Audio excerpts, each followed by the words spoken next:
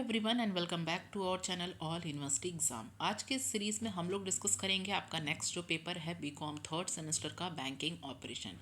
उससे related previous year के questions को देखेंगे और मोस्ट एक्सपेक्टेड क्वेश्चंस आपको नेक्स्ट वीडियो में मैं बता दूंगी कौन कौन से क्वेश्चंस आपके लिए इंपॉर्टेंट है।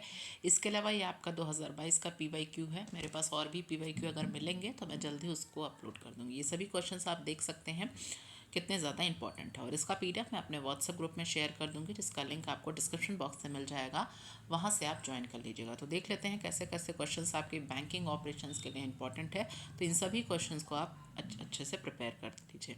सबसे पहला क्वेश्चन है यहाँ पर, define monetary policy and also discuss it's main objective. भाई जो मौद्रिक नीतियाँ हैं, अगर हम मॉनेटरी पॉलिसी की बात करें, जैसे होता है ना repo rate, reverse repo rate, capital reserve ratio, ये सभी की सभी चीज़ें मॉनेटरी पॉलिसीज़ होती हैं, जो कि इसका क्या काम है, इसके क्या उद्देश्य है, इसका फंक्शंस क्या है, उसके बारे में सारी चीज़ें आपको यहाँ पे बतानी है और throw light on the current monetary policy जो है RBI की। अब RBI की क्या क्या मॉनेटरी पॉलिसी हैं, reverse repo rate, capital reserve ratio है, क्या कहते हैं SLR, स्टेटरी लिक्विडिटी रेशियो, मतलब ये सारी चीज़ें आपको इसमें एक्सप्लेन करनी है। हर एक पॉलिसी, हर एक रेपो रेट क्या होता है प्रेजेंट टाइम में, उसका क्या सर्कमस्टांसेस हैं, ये सारी चीज़ें, ठीक है।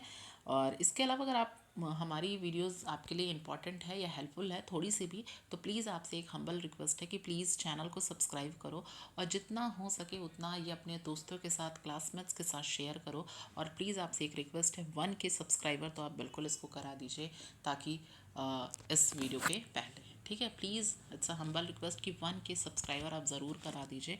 इतनी तो उम्मीद हम आपसे कर ही सकते हैं। आपका फ़ोन है, आपकी चीज़ें हैं, आप जो भी चीज़ें, अगर हम आपके लिए ये सभी वीडियोस जो हैं आपके लिए हेल्पफुल हैं, तो प्लीज़ आप ज़रूर इस चीज़ को करेंगे। और जो भी चीज़ें हम आपको प्रोवाइड करेंगे, PYQ है, एक्सपेक्टेड क्वेश्चंस है, 1 शॉट मैराथन है, ठीक है, सारी चीज़ें, ठीक है। तो चलिए सेकंड क्वेश्चंस देख लेते हैं। एक्सप्लेन द बैकग्राउंड ऑफ, फिर क्या है यहाँ पर, सरफरेशी अधिनियम, सरफरेशी एक्ट है, काफ़ी इंपॉर्टेंट है 2002 में। इसके मैथोलॉजी क्या है, क्या क्या इसको रिकवर करने के लिए, देखिए इससे क्वेश्चंस काफ़ी टफ आए हैं, आप PYQ में देख सकते हैं। और कैसे, how to assess reconstruction companies recover loan, मतलब यहाँ पर सरफरेशी एक्ट की बात करें, क्या है इसका पूरा बैकग्राउंड, क्या है इसमें, कौन कौन सी मैथोलॉजी या टेक्निक्स यूज़ की गई इन सारी चीज़ों को कवर करने के लिए, ठीक है।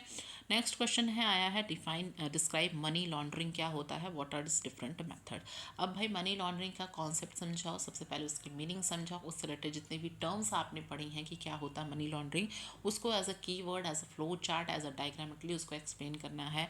उसके में बहुत सारे मैथड्स आते हैं, मैथड्स, टेक्निक, स्टेप्स की बात इसमें की गई है, क्या क्या लॉज फॉलो किए जाते हैं, गाइडलाइंस जो गवर्नमेंट के द्वारा बनाई जाते हैं मनी लॉन्ड्रिंग के लिए।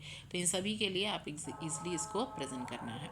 क्वेश्चन नंबर 4 है, examine the operational aspect of commercial bank. Operational aspect क्या है commercial bank, define the functions of commercial bank in this context, ठीक है। देखिए जैसा कि आपके सेमेस्टर एग्जाम के लिए मैं जितनी भी कोशिश कर रही हूँ, वो सारी चीज़ें आपके लिए प्रोवाइड कर रही हूँ। बस आपको करना क्या है कि वीडियो को ज़्यादा से ज़्यादा शेयर करना है, जो भी आपके क्लासमेट्स हैं, फ्रेंड्स हैं, व्हाट्सएप ग्रुप से ज्वाइन करना है, ठीक है। थर्ड फोर्थ जितने भी सेमेस्टर है, हमारी जिम्मेदारी है कि आपको अच्छे से पेपर कराना, PYQ सारी चीज़ें। तो प्लीज़ आप जितना हो सके सचिन को शेयर करें।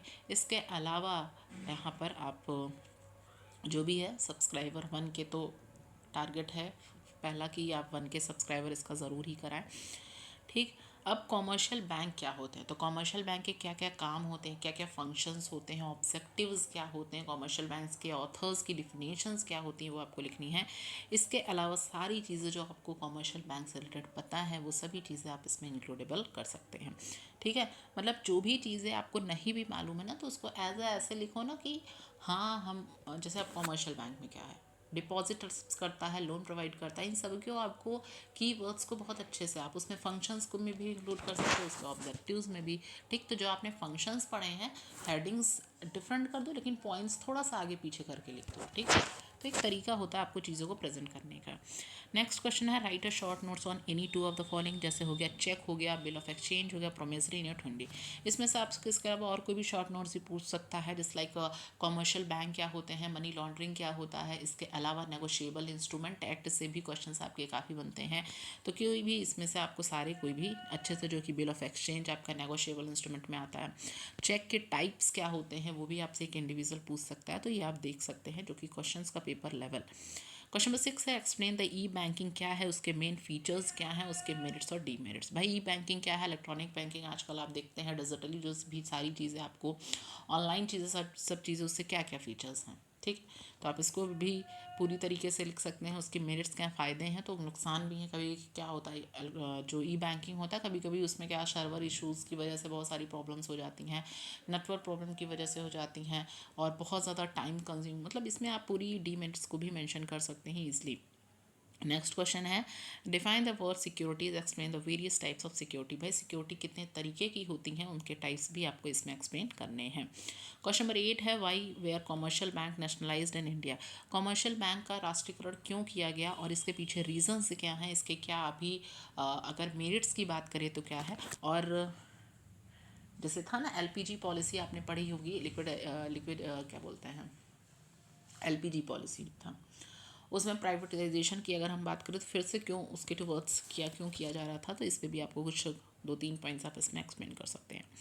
Define the role of Reserve Bank of India to strengthen current banking system. RBI का क्या रोल है? भाई रिजर्व बैंक ऑफ इंडिया का ये तो सबसे बड़ा रोल है जो सारी सारी चीज़ें फंक्शंस को रेगुलेट करता है, उसके बारे में आपको डिटेल, इससे रिलेटेड आपको 2 क्वेश्चंस तो आरबीआई आप समझ सकते हो। अब जैसे क्या हमने पीवाईक्यू से देखा तो हमने क्या एनालिसिस किया ये आपको देखना है कि रिजर्व बैंक ऑफ इंडिया के जैसे हो गए इसके जो मॉनेटरी पॉलिसीज़ हैं पूछे जा रहा है, इसके अलावा इसका क्या रोल है, तो ये सब चीज़ें आपको इंपॉर्टेंट है। जैसे कॉमर्शियल बैंक से क्वेश्चन नंबर 10 है what are the Basel norms and how many Basel norms भी इशूड किए गए हैं, ये आपको एक्सप्लेन करना है। तो ये सभी क्वेश्चन आप देख सकते हैं पिछले वर्ष के। अगर और भी क्वेश्चन पेपर मुझे मिलेंगे बैंकिंग ऑपरेशन से तो वो भी मैं कोशिश करूँगी कि आपको प्रोवाइड कर सकूँ।